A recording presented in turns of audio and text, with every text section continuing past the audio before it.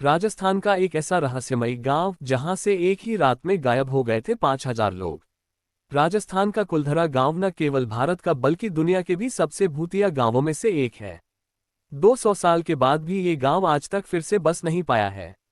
Ganga FM 2.0 के जरिए उस गांव के बारे में जहां 5,000 लोगों ने गांव को रातों रात में खाली कर दिया था, बताने जा रहे हैं। अगर आपने अभी तक चैनल को सब्सक्राइब नहीं किया है तो चैनल को सब्सक्राइब कर लीजिए।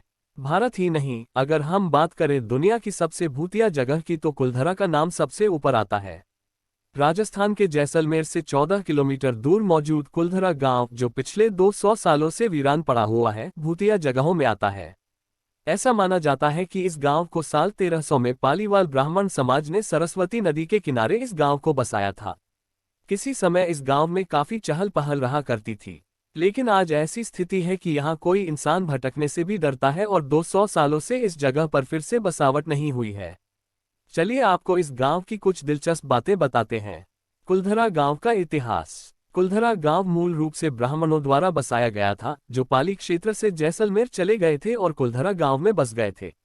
इस गांव की पुस्तकों और साहित्यिक वृत्तांतों में कहा जाता है कि पाली के एक ब्राह्मण कधान ने सबसे पहले इस जगह पर अपना घर बनाया था और साथ में एक तालाब भी खोदा था, जिसका नाम उसने उधनसर रखा था।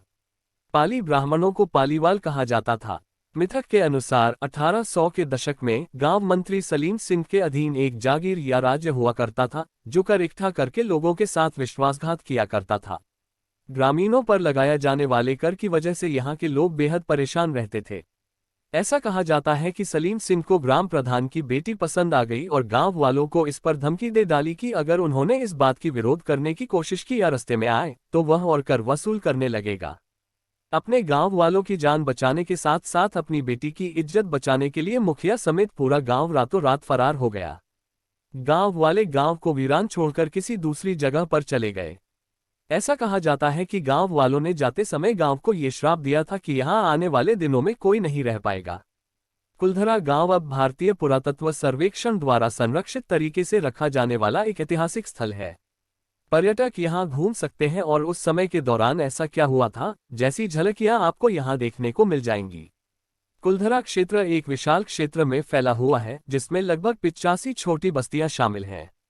गांवों की सभी झोपड़ियां टूट चुकी हैं और खंडहर हो चुकी हैं। यहाँ एक देवी मंदिर भी है, जो अब वो भी खंडहर हो चुका है। मंदिर के अंदर शिलालेख है, जिसकी वजह से पुरातत्वविदों को गांव और इसके प्राचीन निवासियों के बारे में जानकारी इकट्ठा करने में मदद मिली है। गांव में आप रोजाना सुबह 8 बजे से शाम 6 बजे तक घूमना फिरना कर सकते हैं।